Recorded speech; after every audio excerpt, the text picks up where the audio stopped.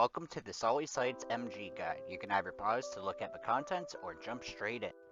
As a machine gunner, you are a specialist role restricted by the number of players on your team. That means similar to HAT or Combat Engineer, you have an obligation to your team that goes beyond just your squad. This is especially evident on maps such as Kohat with an open sight line and engagement distance of 400 meters plus. There are times where the best thing for you to do is to stay behind your squad, laying down fire on the next point while staying near a resupply point. Pushing up with your squad can limit your active firing time. However, it is also important to know when it is and isn't the right time to do this. If your squad is working on a specific and important task, make sure you are supporting them. But if they are just pushing up as standard, stay behind and support the whole team. An important part of this, and also in general, is map awareness. Make sure you're constantly looking at your map and laying down fire at the right areas. This also greatly increases your reaction time. One of the most powerful functions an MG can serve is laying down a zone of control, either tight or loose. A zone of control is when you take a vector and continually suppress it and or accurately kill the enemies there in order to prevent any enemy movement in that vector. This is especially useful around cap points where we are using a specific approach. One of the types of zone of control is a loose one, such as in this scene on Kohat, where you're focusing more on suppressing than killing. Additionally, you'll cover a much wider area. On maps with smaller engagement distances such as Narva, you can lay down a very tight zone of control such as I am doing here. You'll notice that I'm keeping my movement minimal here because I have line of sight of essentially all angles I can be shot from and aware of friendly movement due to map awareness. By staying here, I am able to keep my gun up and ensure nobody sneaks into a position that they can engage me from. Doing this, I was able to completely shut down enemy access to this entire side of Old Hospital. Warfare is psychological, and this is especially true in squad. Currently in-game, while there is a suppression mechanic when bullets fly near you, it is very limited in its effect.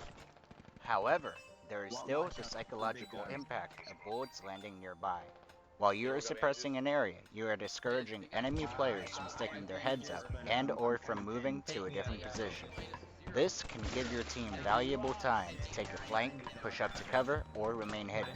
It can also be used defensively to slow down an enemy assault. However, suppression fire without allies is useless. Your role is to support your team, not to just be an annoyance to the enemies. Anytime that there is no backdrop behind you, you are silhouetting and very visible to enemies. Keep in mind that while it can be hard to spot someone 400 meters away that's stationary, our eyes recognize movement very easily. Try to avoid cresting over hills as much as possible. Don't go from the top of the mountains. Generally, about 20 meters down, there's a little plateau with maybe some bush cover that you can shoot from while having a backdrop behind you. Enemies will generally look to the top of the buildings first, so when you have a building with multiple floors to its roof, try going on one of the lower levels. It may not always make a huge difference, especially in cover, but it can net you a valuable second or two which can win initiative. Especially when you are in a building, do your best to not stay stationary. There are certain exceptions to this, especially when laying down a tight zone of control, but in general, this is one of the laws of being a machine gunner. The best example is high-rises with multiple floors. You can alternate between rooms on the same floor while on the same magazine or ammo box, and while you're reloading, you can go up or down a floor or two. Enemies will naturally check where they saw you first last, so this can give you a valuable initiative, and the first shot often wins. If you start to receive fire, immediately switch to a different room, even if you're halfway through your ammo and still have more. Also, make sure you keep switching it up, don't just keep going to the same rooms. You will often know the exact angle that enemies will be coming from. In these cases, do your best to keep the opposite side blocked by hard cover. If you're on a window, bipod all the way on the left or right side. If you're on the ground, bipod up alongside a hard wall.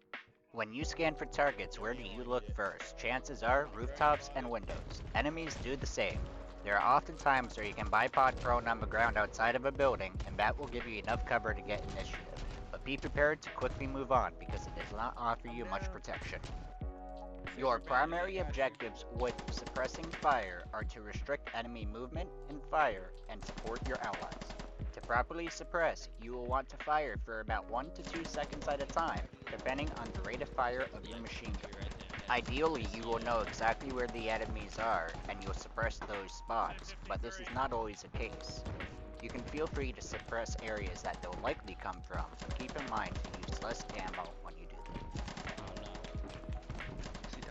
Fire to kill is just simple, accurate fire to kill someone. Do your best to just burst a few bullets and try to save your ammo and be accurate. In this example, I took out an enemy Dushka. Raining down hell is essentially blanket fire like suppressing fire, but full set. This is most effective when you know the enemies are concentrated in a few areas. Examples could be compounds on Fallujah, Habs, and Kohat. Kohat is a very good example to use this fire mode on, as you often have a 400 meters plus sight line and an ammo crate nearby to continually resupply off of. If you're playing Invasion and the point is radio tower, it doesn't matter if you can see all the enemies, just fucking light them all up.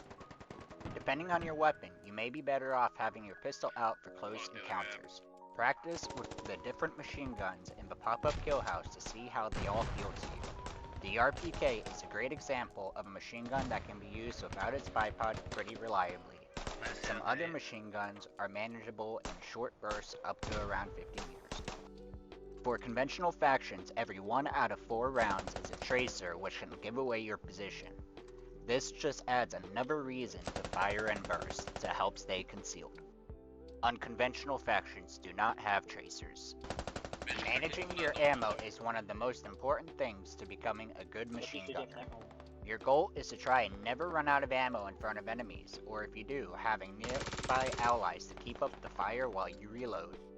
If you get down to about 10 or so bullets left, you can feel free to do an early reload and use the downtime to move to a separate building, a separate room, or etc. Keep in mind that when you die and respawn, your ammo will repack. I would not, however, recommend this for the ARs that have ammo boxes with high round counts but low reload counts.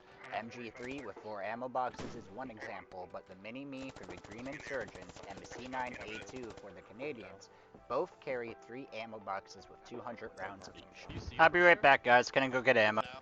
I highly encourage you to use up every single bullet because anytime you respawn, you will respawn with a minimum of 2 ammo boxes backfeed.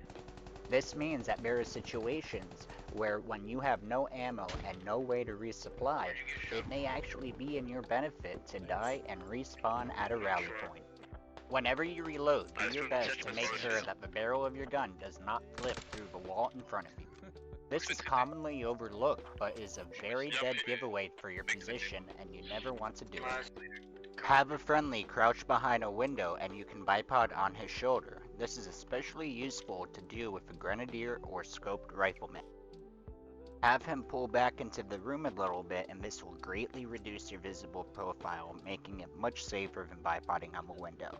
You can also use this trick as a marksman. For an IQ 9000 play, you can bipod on top of a friendly vehicle so you can support them as an additional gunner. Please note that if you try this in a live game and get yelled at, do not blame me. It is your own